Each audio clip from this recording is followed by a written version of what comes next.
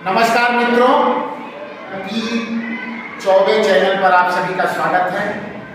आज हम लोग जानेंगे, हम कम्युनिटी पोस्ट पर कुछ सवाल दिए थे पब्लिक पोल के लिए, तो आज देखेंगे कि उन सवालों का सही जवाब कितने लोगों ने दिया और गलत जवाब कितने लोगों ने दिया। सभी सवालों को बारी बारी से हम उसका राइट आंसर भी बताएंगे और लोगों का पोल भी बताएंगे कि कितने प्रतिशत लोग कौन से आंसर को चूज किए हैं। तो आइए सबसे पहले हम पहला क्वेश्चन देखते हैं। पहला क्वेश्चन था कि महानाना प्रताप के घोड़े का क्या नाम था। इसमें घोटक, रेतक, चेतक, मोहक चार ऑप्शन था। तो सबसे ज्यादा लोग यानी 95% लोगों ने चेतक को चूज किया है, चेतक को अपना सही ऑप्शन माना है। तो ये बिल्कुल राइट आंसर है, क्योंकि महाराणा प्रताप के घोड़े का नाम चेतक था। चलिए दूसरा क्वेश्चन देखते हैं। वीर कुंवर सिंह कहाँ के राजा थे, कहाँ के रियासत के राजा थे वीर कुंवर सिंह। तो इसका सबसे ज्यादा लोग 82% भोजपुर और 18% लोग बक्सर। तो बक्सर तो बिल्कुल गलत है, क्योंकि बक्सर तो होगा नहीं, लेकिन भोजपुर भी सही नहीं है, क्योंकि जब जगदीशपुर दिया हुआ हो 9% लोगों ने जगदीशपुर को आंसर माना है, जबकि सही आंसर जगदीशपुर ही होगा, यानी भोजपुर नहीं होगा जब ऑप्शन जगदीशपुर हो तब। चलिए अगला क्वेश्चन देखते हैं। बिहार स्थापना दिवस कब मनाया जाता है। तो बिहार स्थापना दिवस लिख लीजिए। बिहार स्थापना दिवस 22 मार्च को मनाया जाता है। 22 मार्च 1912 को उड़ीसा से बिहार अलग हुआ था, इसलिए 22 मार्च को बिहार स्थापना दिवस मनाया जाता है। यानी यह चीज जो है लोगों को मालूम है। पब्लिक ओपिनियन में 22 मार्च को 80% लोगों ने लाइक किया है, जबकि 22 जनवरी को 12% लोगों ने, और 22 अप्रैल को 4% लोगों ने, और 22 सितंबर को 4% लोगों ने। लेकिन हमारा आंसर 22 मार्च होगा।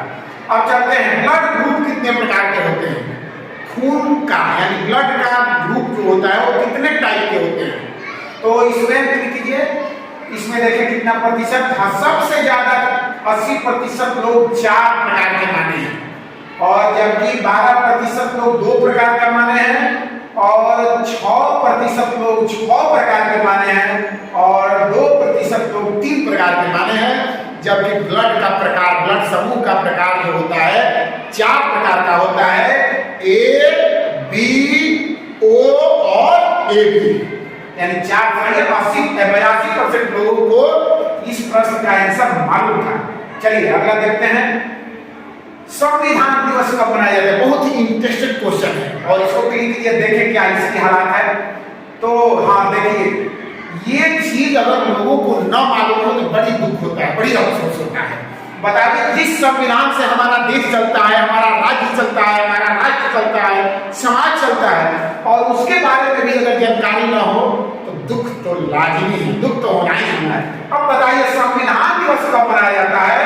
तो लोगों ने 85% लोगों ने 26 जनवरी को लाइक किया है, जबकि यह गलत है। 26 जनवरी को गणतंत्र दिवस मनाते हैं, उस दिन संविधान दिवस कहाँ होता है। संविधान दिवस जो है 26 नवंबर को, 26 नवंबर 1949 को हमारा संविधान बनकर पूरी तरह से तैयार हो गया था, इसलिए 26 नवंबर को संविधान दिवस मनाया जाता है। लेकिन इस प्रश्न के जवाब से हम बिल्कुल दुखी हैं, बिल्कुल दुखी हैं, और लोगों से कहेंगे कि बच्चा थोड़ा पढ़ो, ना पढ़ो तो बेड़ा पार ना हुई। तो चलिए अगला क्वेश्चन देखते हैं। वह कौन सी संख्या है, या गणित का सवाल है, वह कौन सी संख्या है जो ना तो भाज्य है और नहीं अभाज्य है। तो क्लिक करिए, देखते हैं इसका क्या हालत है। हाँ, सबसे ज्यादा 76% लोगों ने 1 को चूज किया है, जबकि यह राइट आंसर है। 1 जो है न भाज्य संख्या है और न अभाज्य संख्या है, तो इसका आंसर राइट है। जबकि 16% लोगों ने 3 को भी लाइक किया है, लेकिन राइट आंसर है। चलिए आगे देखते हैं। बिहार का राजकीय पशु, क्लिक कीजिए, देखते हैं इसका हालात क्या है भाई। वाह, आप बताइए, जिस बिहार में रहते हो और बिहार के राजकीय पशु का नाम न मालूम हो तो इस तरह के क्वेश्चन में भी बड़ी दिक्कत होता है।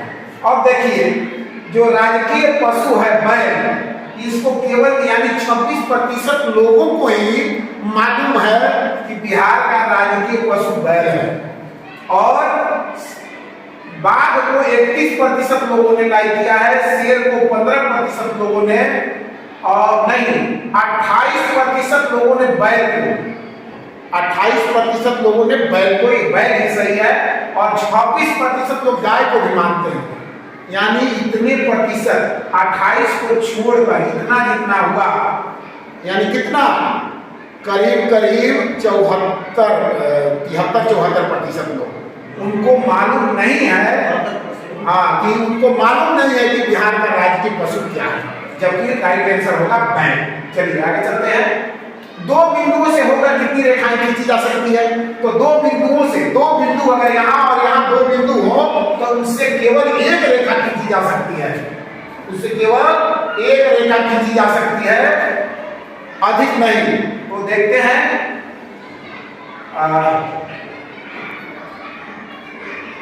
दो बिंदुओं से कितनी रेखाएं? एक रेखा।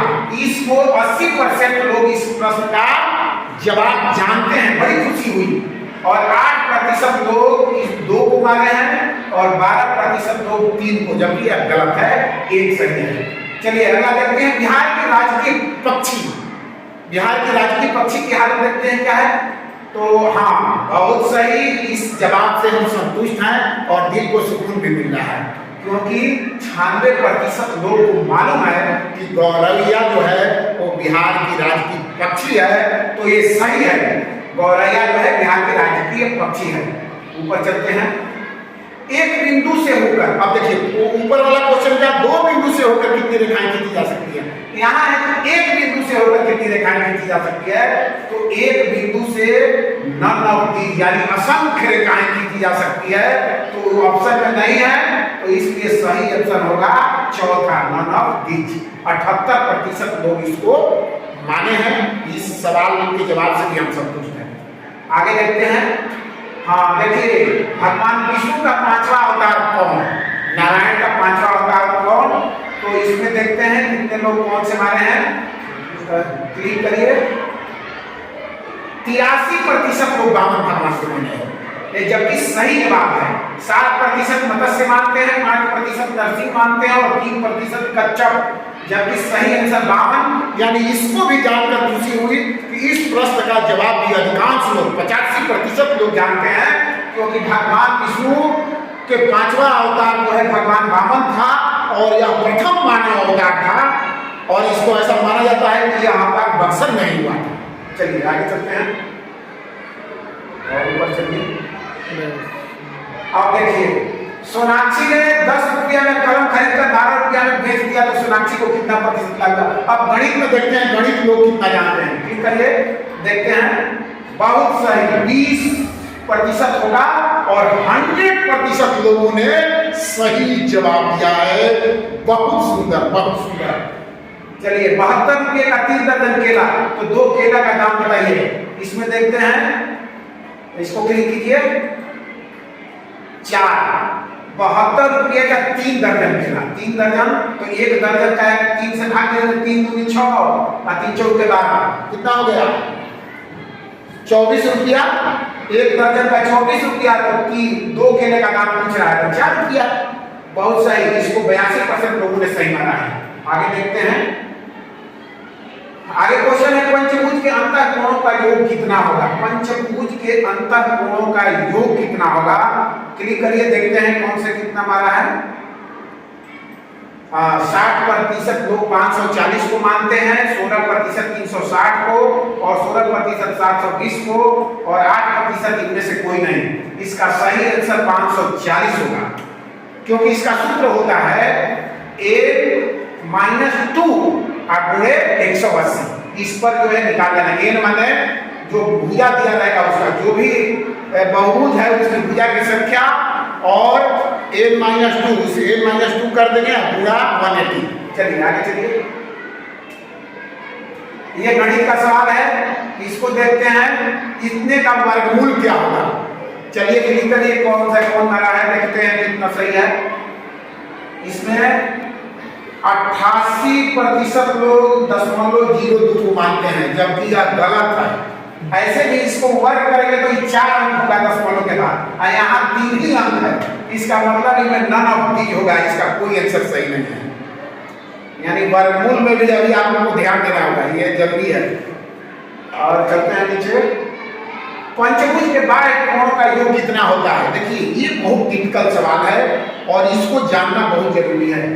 पंचभुज के बाह्य कोण टिक करिए, इसमें कौन कितना हमारा है, इसमें 88% लोग 360 मानते हैं, जबकि सही भी है 360 ही होगा। क्यों? और किसी भी भुज, पंचभुज नहीं, कोई भी भुजा वाला अगर बहुभुज हो तो सबका जो है बाह्य कोणों का योग जो है, देखिए 94% लोग, हाँ 94% लोग 360 माने हैं। कोई भी बहुभुज का बाह्य कोण का योग जो है 360 डिग्री ही होता है। इस बात को पे याद कर लीजिए, और कोई भी पूछे उस पर मार दीजिए। चलिए अब चलते हैं, इसको गुणा करना है, 2 दूनी 4, 2 दूनी 4, अकाय के बाद दशमलव लगेगा, 3 1 4, 4 अंक के बाद 4 अंक के बाद 1 2 3 4, ये सही होगा। 85% लोग इसको सही माने हैं, संतुष्ट हैं हम इस सवाल में। चलिए आगे। अब देखिए 2 रुपये का 50 पैसा कितना प्रतिशत है, 2 रुपये का 50 पैसा, तो इसमें आंसर होगा, बस क्या करना है, 2 रुपये का 20 पैसा कितना प्रतिशत है, तो 20 में 2 का भाग दे दीजिए, यानी 10%। 82% लोग सही आंसर माने हैं, बहुत सुंदर। वह कौन शासक था, देखिए ये इतिहास का सवाल है, वह कौन शासक था जो जिंदगी भर लड़खड़ाता रहा और अंत में गिरने से उसकी मौत हो गई। तो यहाँ हिमांशु सही है, क्योंकि 92% लोगों ने सही माना है, मैं जानते हैं 92% लोग। हिमांशु जो है जिंदगी भर लड़खड़ाता रहा, जिंदगी भर लड़खड़ाता रहा, अंत में पुस्तकालय की सीढ़ियों से गिरकर उसकी मौत हो गई। तो ये शासक हिमांशु था। चलिए पढ़ सकते हैं। चलिए अब आज का जो है प्रश्नों का पिटारा खत्म हो गया और लोगों का पोल जो है, लोग कितना सही जवाब दिए उस पर भी चर्चा हो गई, और इसी तरह हम प्रश्न भी देते रहेंगे, आपका जवाब भी देंगे, और उन प्रश्नों का व्याख्या के साथ सही जवाब भी आप तक पहुंचाया जाएगा। जय हिंद, जय भारत।